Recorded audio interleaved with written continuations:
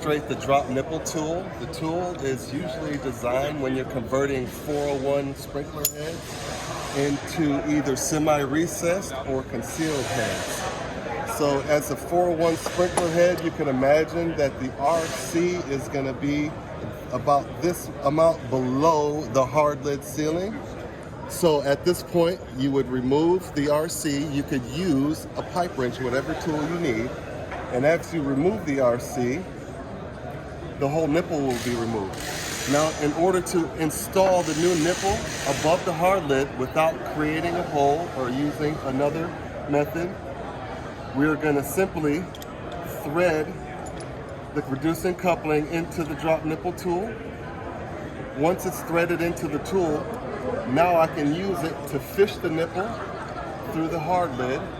Once I fish the nipple through the hard lid, I'm going to begin the threading process. Once I find the fitting, use the bottom of the tool to thread in the nipples.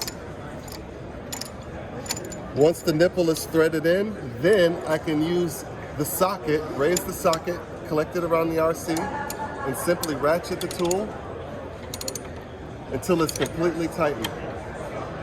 Once it's tightened, then I will just drop the socket, unthread the tool, and simply add the sprinkler head.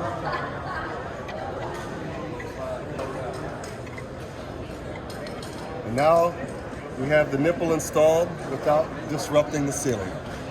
Saving time, money, headaches.